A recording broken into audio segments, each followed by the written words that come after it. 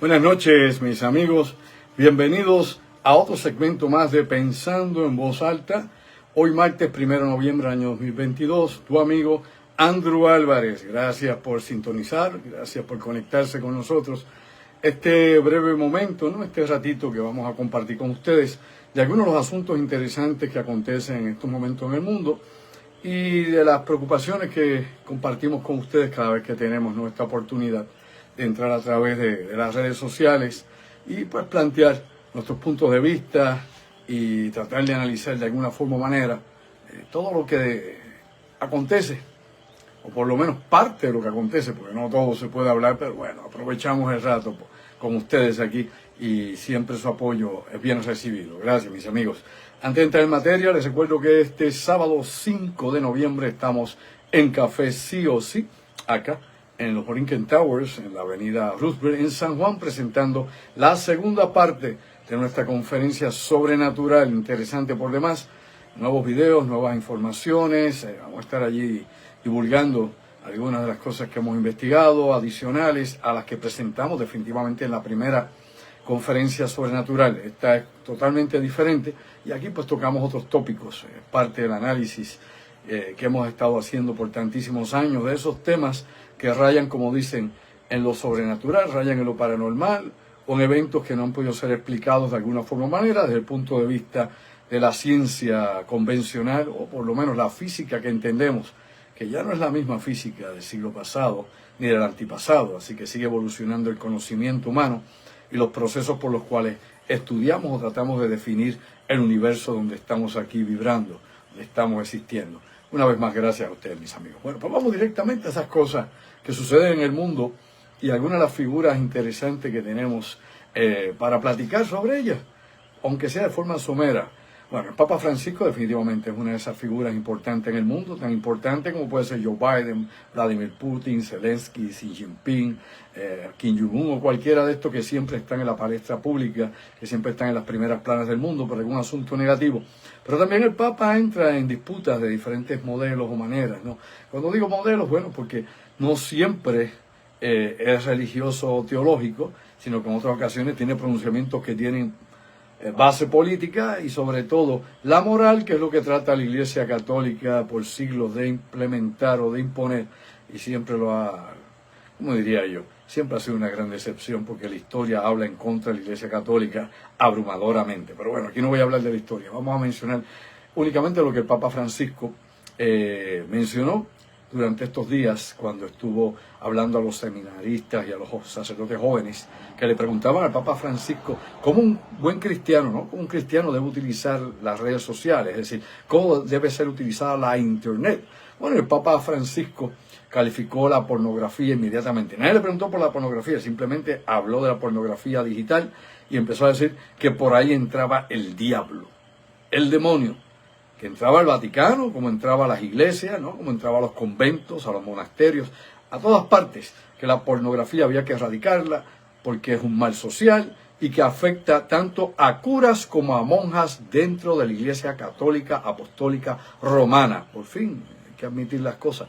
Pero claro, esa es la pornografía de hoy, ¿no? Es la digital, la que usted ve por ahí o el que quiera verla por ahí, allá usted con sus gustos o sus patologías sexuales. Simple y llanamente, el Papa pues se refiere a que ha contaminado al credo, ha contaminado a la gente, ha contaminado obviamente a la iglesia, todo esto que ha penetrado a través de las fuentes digitales. Yo recuerdo allá en la década de los 70, cuando los evangelistas aquí en Puerto Rico decían que el televisor era la caja del diablo, que había que exorcitarlo, que había que sacarlo, que había que destruirlo, porque ahí estaba el diablo en la caja, en el televisor. Y esos mismos evangelistas después compraron canales de televisión, mi madre, con el dinero de sus feligreses. Entonces el televisor era importante porque por ahí llegaba diezmo, llegaba todo tipo de ayuda económica.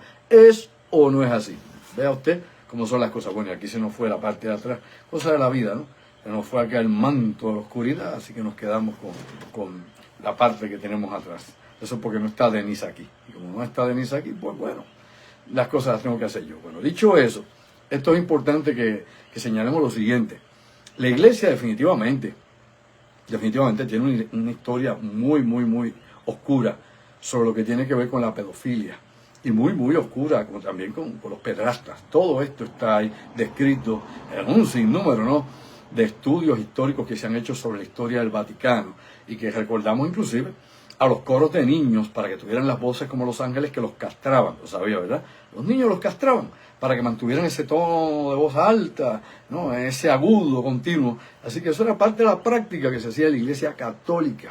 Para que usted vea, no estamos hablando de la época primitiva de la Iglesia Católica, estamos hablando del medievo, estamos hablando de la Iglesia Católica cuando tenía su mayor poder y despliegue en el mundo. Bueno, dicho eso, pues también hay que recordar que en aquel entonces, cuando no había tecnología, cuando no había electricidad, cuando no había nada de esto, la Iglesia también había condenado cualquier cuestión sexual, ¿no?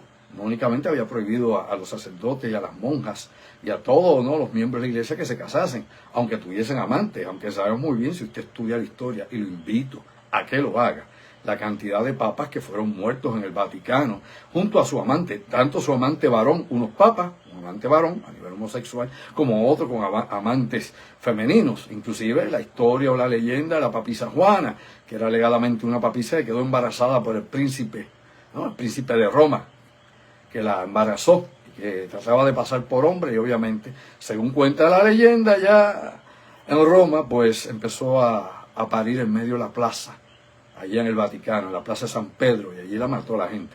El público la mató allí, ¿no?, los cristianos de ese entonces allí. Así que son cosas interesantes, son notas oscuras que a veces pues están entre la historia, la leyenda, el mito, pero sí, definitivamente el abuso sexual ha estado en la Iglesia y lo hemos visto a través de los años y recientemente con las cantidades de miles y miles de demandas que se han llevado a cabo, ¿no?, y que la Iglesia ha tenido que transar y pagar millones y millones y millones, cientos de millones de dólares.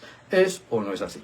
Pero habría uno que retroceder y llegar inclusive a los conventos, inclusive a los monasterios, y buscar la explicación que daba la Iglesia cuando tenía aquel tratado, aquel libro del martillo de las brujas, que nos decían que los sucubus se metían obviamente en los monasterios en forma de demonios de mujer para tentar a los monjes y para abusar sexualmente a los monjes en sus sueños libidinosos o sueños mojados, y lo mismo pasaba con las monjas, con los incubus, estos demonios perversos que entraban también y tentaban a las monjas y las llevaban al éxtasis sexual, y los gritos se oían, ¿no?, obviamente se oían en el seminario, se oían en los conventos, los alaridos de la noche. Bueno, y la Iglesia tenía que inventar algo definitivamente para cubrir todo eso. Pues en la actualidad entonces usted tiene ahí la pornografía digital, y el Papa Francisco condenándola como el gran pecado.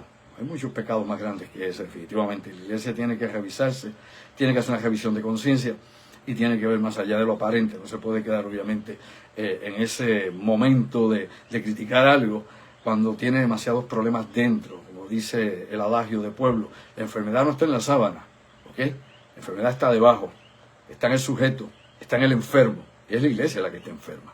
Mucha gente allí tiene problemas y lamentablemente trabajan alegadamente con las almas y las conciencias de miles de millones de creyentes, así que no es fácil. Bueno, dicho eso, saliendo de ese tema, importante también señalar otra cosa que yo creo que debemos aclarar. Hay muchos asuntos y no es la otra realidad, que yo voy a tratar 3, 4 temas a lo más, tal vez 5, simplemente los que pueda en poco tiempo. Bueno, hay un comunicado que le da a usted su celular o su computadora cuando usted está tratando de conectarse con una página y es equivocada la dirección que usted tiene digital de esa página, o meramente el servidor no está, ¿no? Es decir, no existe, no está en el servidor de internet ese sitio que usted está buscando. A eso le llaman error 404 y a mí me sale en la pantalla, error 404, ¿no?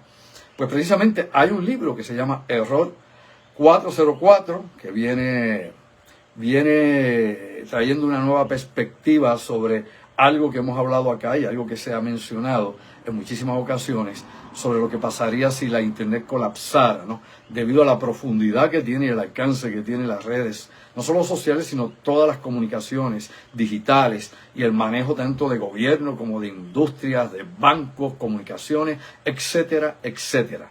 Es decir, las redes están en todas partes, la internet obviamente es omnipresente en la civilización del siglo XXI. Por ende, el error 404 lo que nos explica es precisamente qué pasaría si se cayera todo el Internet. ¿Y qué es lo que viene aquí? Bueno, aquí lo que se está hablando, obviamente, es de la periodista española especializada en ciencia y tecnología, Esther Paniagua, que ha escrito un ensayo que trata sobre esto, que es Error 404, un ensayo que usted debe buscar, donde aquí hace un despliegue completo de todo lo que podría pasar, ¿no? Del hecatombe una vez la Internet colapse, una vez se caigan todas esas redes electrónicas, no haya comunicaciones, no haya enlaces por fibra óptica, no hayan servidores, nada. Simplemente cómo va a haber un caos a nivel global y qué consecuencias podría traer esto para la civilización del siglo XXI. ¿Y qué tendríamos que hacer nosotros? ¿Cómo vamos a sobrevivir, ¿no? A ese caos colectivo, ¿no? A esa situación de locura que definitivamente pues sacaría, descarrilaría todo. Los gobiernos no podrían funcionar, inclusive ni siquiera los sistemas de defensa militar y de seguridad nacional. Sus bancos, olvídese usted. Así que, ¿qué pasaría con usted? ¿Qué usted tendría que hacer? ¿Cómo va a reaccionar? Así que ahí está. Busque Error 404 de Esther Paniagua, la periodista científica, ¿no? y de tecnología Esther Paniagua, una escritora española. Importante porque es algo de nuestros tiempos y es algo que puede ocurrir, lo sabía, ¿verdad? Es algo que definitivamente puede ocurrir y específicamente con la guerra que hay en la Internet de hackers, ¿no? Con la guerra que hay de los servicios de inteligencia de las potencias superiores o las potencias más poderosas del mundo, pues esto es una constante que hay que obviamente estar observando y hay que estar velando. Así que uno tiene que estar preparado para lo que pueda venir, ¿no? Para lo imponderable. Y esto es una de las cosas que actualmente nos amenazan. No solamente que si un pulso electromagnético del Sol podría desconectar satélites o afectar la electricidad que se produce, ¿no? La generación, o pudiese afectar la Internet, etcétera, etcétera. O un ataque específico, ¿no? Con armas especializadas pudieran neutralizar una región específica, como ha pasado o está pasando en Ucrania en estos momentos con el bombardeo que hay contra la red eléctrica y contra obviamente los sistemas de acueductos en Ucrania, específicamente en Kiev y Gerson. Así que no solamente un campo de batalla, sino a través precisamente de la guerra cibernética y del colapso de la red. Así que despierta durmiente. Estamos expuestos a todo eso, no es exageración, no es fantasía, no es tontería, es algo real y que definitivamente los servicios de seguridad nacional y los servicios de seguridad cibernética están todo el tiempo verificando, monitoreando lo que pueda pasar con eso, porque ahí se puede ir todo abajo y no hace falta, oiga bien, un estallido nuclear de ninguna índole. Ilústrese, lea sobre este asunto, vea si eso no es así. Busque información, que es lo importante. No se quede en el círculo vicioso de estar leyendo lo mismo, viendo las mismas boberías todo el tiempo, creyendo, qué sé yo, en pajas mentales. Busque precisamente la información que da con qué, que da obviamente directamente con los riesgos de la actualidad y con las amenazas tanto económicas, ambientales, cibernéticas que tenemos en estos momentos, junto definitivamente con la situación de las guerras. Y esto, como hemos hablado muchas veces, dentro de una guerra proxy como la que hay allá en Ucrania, lo entendemos, ¿verdad? Y con una guerra híbrida como la que hay en Ucrania, y que se han peleado ya anteriormente guerras proxy en Siria, en Ucrania, inclusive en otros frentes como puede ser Irak y tantos más, donde ha habido terceros tras bastidores llevando la guerra o supliendo equipo militar, tecnología o inteligencia a otros para que pueda enfrentar a una fuerza equivalente o mayor. Todo eso. Y esta situación de la guerra híbrida, donde entra la Internet y entra la tecnología involucrada con la guerra convencional y con armas no convencionales, pues tiene que ponerlo a pensar usted más allá de lo aparente. Usted tiene que empezar a ponerse al día. No puede seguir pensando que esto se come con pan de piquito y que nunca nada pasa. Porque cada vez que pasa algo, nadie está preparado. Lo sabemos, ¿verdad? Lo recuerda, ¿verdad? ¿Verdad que sí? Yo espero. Si no, está perdido.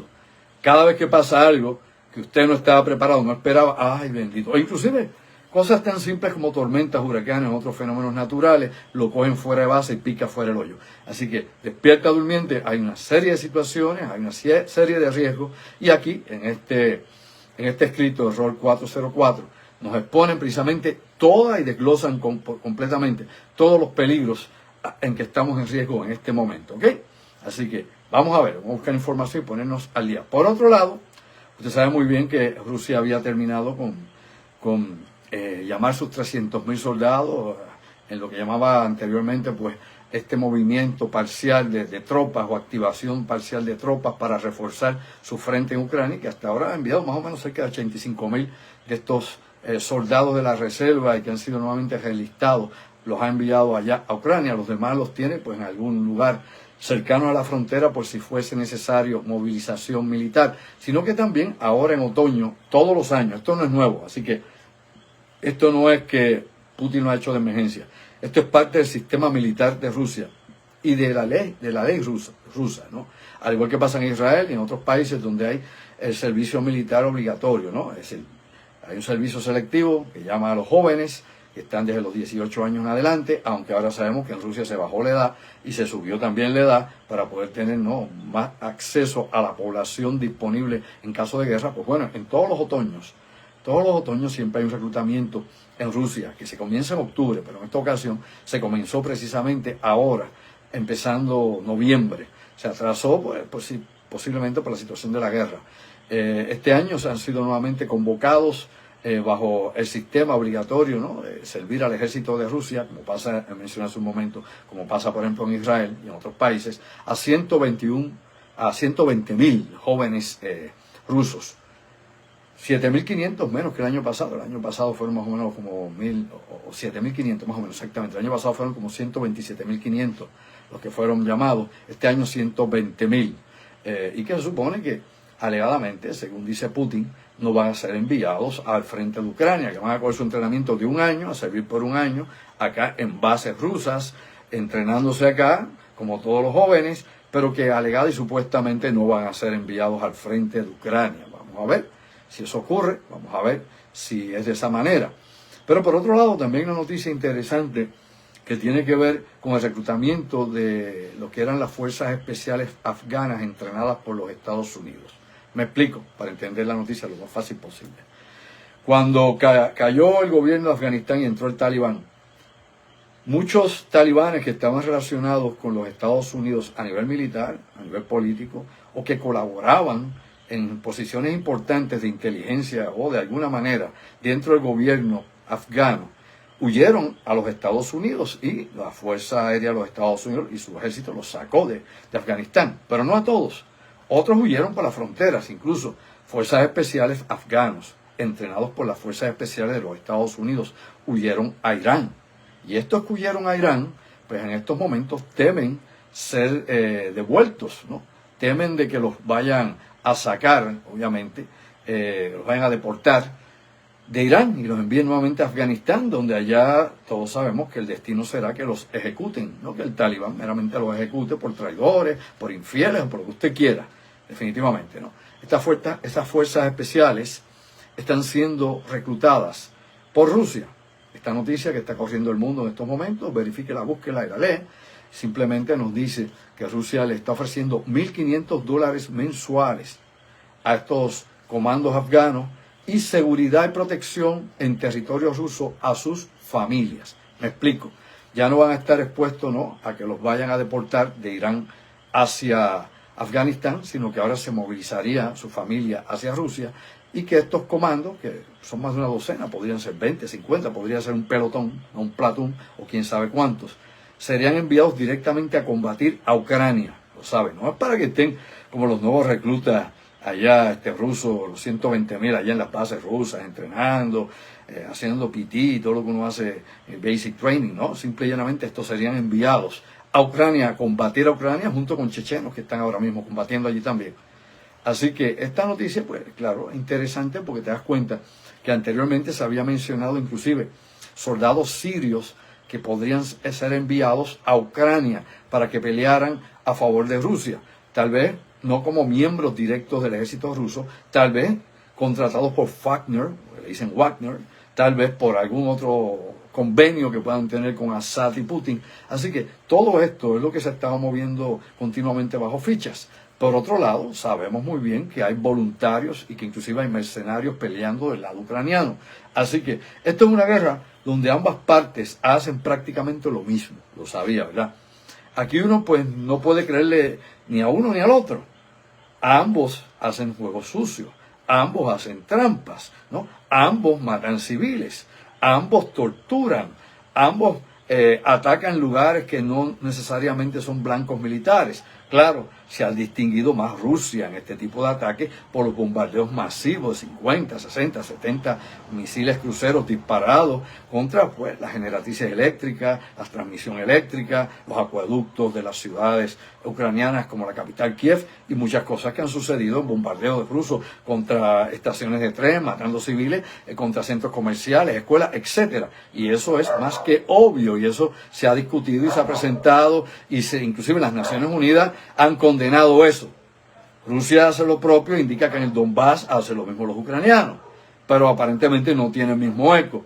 Pues claro, aquí todo depende también, ¿no? Cómo se presente la evidencia por un lado, para ser justo, ¿no? ¿Qué prueba o qué evidencias hay sobre una cosa en particular vis a vis qué prueba y evidencia hay en la otra? Por otro lado, ¿qué destaque le dan las noticias? Bueno, da lo mismo lo que destaquen las noticias occidentales, sépalo, mi amigo y mi amiga. Porque Rusia tiene sus propios medios de noticias internacionales, lo sabemos, elemental, básico, simple. O sea, Rusia, nadie lo está censurando. Rusia sigue obviamente publicando sus reportajes, teniendo sus noticias en RT, Sputnik y en otros medios, inclusive en medios de otros países que también colaboran. ¿Con qué? Con la información que Rusia lleva al mundo. Así que no hay una censura en ese sentido de que no se sabe nada de lo que pasa y que Rusia no puede decir nada. Así que sacando ese mito del medio, cada uno de ellos pues tiene fuentes de información. E incluso las redes, por ejemplo, rusas de noticias tienen más penetración que las occidentales, por ejemplo en Latinoamérica, para que estemos claros, mucha más. Y más seguidores en Latinoamérica. Así que no seamos boludos. Hay que ver el mundo como se está viendo. Dicho todo eso, pues usted sabe que hay otra situación que está corriendo y que hoy publicamos en mi página Andrew Álvarez Charlón, página oficial, y que tiene que ver con que alegadamente fueron hackeados, no fue hackeado el teléfono de Liz Truss, ¿no? la ex primer ministro renunciante de Reino Unido, que había estado también a cargo de la defensa de Reino Unido, había estado a cargo, había tenido varias posiciones en el gobierno dentro del Partido Conservador allá en Reino Unido, Gran Bretaña, y que alegadamente le habían hackeado su teléfono y que aunque todo esto se había publicado inclusive en la prensa británica y en todas partes del mundo, esta mujer alegada y supuestamente continuaba usando su teléfono, enviaba mensajes de texto y aquí es donde viene, ¿no?, la coyuntura que utiliza, por ejemplo, el Kremlin para indicar que Liz Truss y el secretario de Estado estadounidense o norteamericano Anthony Blinken intercambiaron supuestamente información sobre lo que podría haber sido, ¿no?, el atentado o el ataque directo contra el Nord Stream 1 y Nord Stream 2, ¿no?, las 4 explosiones submarinas. Aunque lo que ha publicado y se ha visto ahí, aparentemente sacadas a la luz por este hackers, no se dice ni Nord Stream 1 ni Nord Stream 2, simplemente dice una cosa que puede ser cualquier cosa, ¿no? Y no es que yo esté defendiendo ni tirando la toalla, vamos a hacerlo honesto y usted busque el texto y me dice dónde, cuándo y cómo se dice. Vamos a hacer como es, no inventar, no hacer cabezas, qué sé yo, de queso. Simple y llanamente lo que dice, todo está listo, ¿no? Todo está preparado, una cosa así. No dice, la operación viene, la operación está en movimiento, nada de eso. El cóndor se movió, qué sé yo, el pez espada cortó, qué sé yo, la sirena o algo así. Nada de eso. Simplemente una cosa muy banal, muy simple, muy sencilla. Y que es curioso que no se utilicen, ¿no?, los teléfonos encriptados, que se supone que personas que están en la posición de Anthony Blinken y de Liz Truss cuando estaban en el gobierno, utilicen para llevar a cabo comunicación entre gobiernos, elemental, básico, simple, no hay que saber mucho. Pero esta es supuesta y alegadamente la evidencia que está presentando el Kremlin ahora de que Estados Unidos, obviamente, y Gran Bretaña llevaron a cabo este ataque junto con Ucrania. Específicamente Estados Unidos atrás, ¿no?, llevando a cabo los planes y la ejecución por los comandos submarinos de Gran Bretaña en colaboración con Ucrania para destruir Nord Stream 1 y Nord Stream 2. ¿Dónde está la evidencia? No hay ninguna. No, que los rusos no han podido bajar allá. Bueno, ya han bajado varios grupos allá a ver abajo y no se ha dicho nada de eso que pasó allá en el Báltico. No han dicho nada. Los rusos dicen que ellos quieren investigar. Yo supongo que en algún momento irán a investigar y se verá a ver qué hay en ese lugar, realmente allá en la profundidad. Pero nuevamente, ese tipo de acusaciones pues son para las gradas, ese tipo de acusaciones parte de la politiquería internacional que se hace en todas partes del mundo, donde se señalan sospechosos, donde la gente que recurrentemente está involucrada en ocasiones o parece estar involucrada en algo, pues tú lo señalas inmediatamente para crear distracción o para crear, ¿no?, qué sé yo, más confusión de la que ya hay. ¿Ok? Así que eso sigue todavía ahí en la nebulosa sin saber realmente quién o qué o por qué. No, el por qué obviamente se puede tal vez definir o sacar. Por Nord Stream 1 y Nord Stream 2, ¿quién lo destruyó? Realmente, ¿quién metió las manos ahí? ¿Dónde está el revólver humeante? Pues eso no se sabe en estos momentos y hay que ser en eso claro y no ponernos a inventar cuentos como usted ve por ahí. Por otro lado, por fin, Jair Bolsonaro aceptó su derrota. Dice que seguirá fiel a la Constitución del Brasil, que va a haber una transición ordenada. La Corte Suprema de Brasil fue la primera en dar estas notas sobre lo que Bolsonaro estaba comunicando.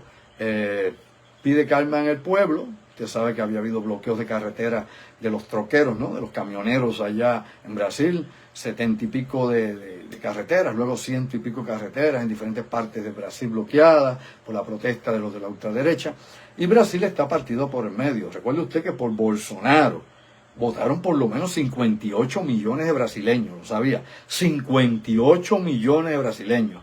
Si usted busca el porciento entre Bolsonaro versus Trump, Bolsonaro perdió por mucho menos que Donald Trump las elecciones. Por mucho menos. 1 punto algo, muy poquito. 1.7, 1.9, algo así. Una cosa exigua, ¿ok? Exigua. Y que realmente, ¿no? Lula da Silva ganó gracias a la coalición política que se unió a él en la segunda ronda. ¿Es o no es así? Simple, está ahí. Vea si es o no es así. No hay que buscarse un analista de aquí para que le diga una sanganá. Esa es la realidad.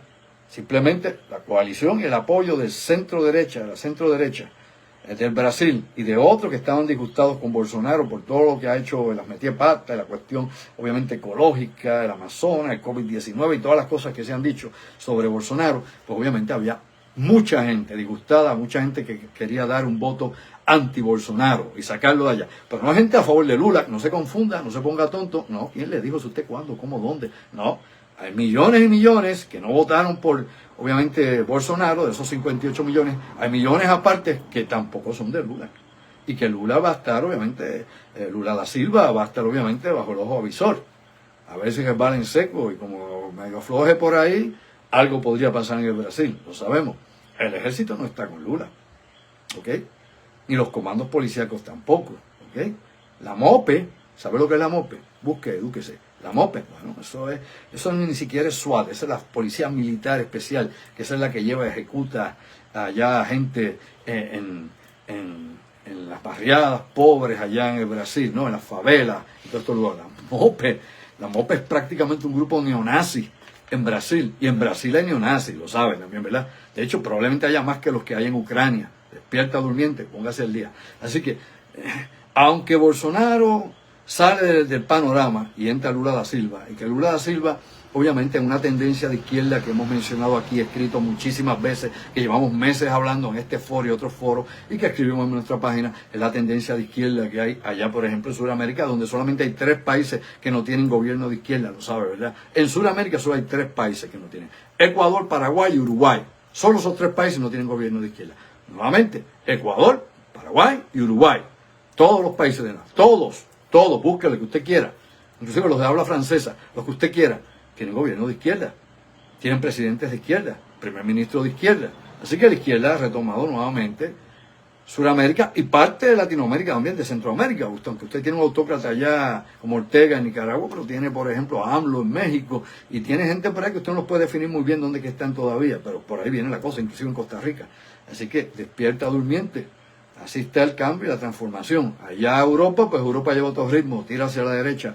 Cuando Europa va a la derecha, Latinoamérica va a la izquierda, y cuando Latinoamérica empieza a tirar a la derecha, por alguna razón, entonces Europa empieza a irse a la izquierda. Son cuestiones, ¿no? una situación interesante, que no necesariamente son ciclos, pero que ha ocurrido. No ha habido sincronismo en 2 o 3 ocasiones a nivel político en esas tendencias ideológicas. Dicho todo eso, también les recuerdo nuevamente que quedan solamente algunos espacios, nos había mencionado nuestra productora Denise, algunos espacios precisamente para la conferencia de este sábado 5 en Café Sí o Sí, allá en los Borinquen Towers, en la avenida Roosevelt, en el área de San Juan, es decir, en la ciudad de San Juan. Vamos a estar con Sobrenatural parte 2 este próximo sábado a las 8 de la noche comenzamos. Ya puede llegar desde las 6:45, cenar allí, compartir con nosotros un buen rato antes de comenzar la conferencia audiovisual Sobrenatural parte 2, que es precisamente este sábado 5. Poco espacio, aproveche. Recuerde el teléfono a llamar 787-579-8600. 579-8600, teléfono de nuestra producción. Conferencia diferente a la primera, otros materiales, otras cosas, otras evidencias de impacto, a ponerte a pensar más allá de lo aparente, y que estará acá en Caguas, entiendo, el domingo 13 en el restaurante P&P, el domingo 13 de noviembre, acá en Caguas. Pero ahora estamos este sábado acá en Café Sí o Sí, precisamente allá en los Borinquen Towers en San Juan. Gracias, mis amigos, como siempre, por su sintonía. Recuerde que este viernes estamos en La Otra Realidad a las 8 de la noche, que conmigo estará vía telefónica el ingeniero Orlando Pla, que conmigo también estará Denise Bay. No van a pasar esas cositas que se caen, esos mantos oscuros, así que esas cosas, como es ella quien las pone cuando está, las hace bien. Cuando estoy yo, pues ya usted sabe, los hombres somos algo descuidados para esos elementos, pero gracias a ustedes como siempre por el contacto y por estar conmigo, por el apoyo, y los espero allá el sábado en Café Sí o Sí y el viernes acá a las 8 con el ingeniero Orlando Pla y este que te habla, Andrew Álvarez. Así que te lo digo una vez más, y creo que me voy a capela sin música, te lo digo una vez más: sayonara, cuídense mucho, atento a lo que pasa en el país y más allá de la frontera del mar. Buenas noches.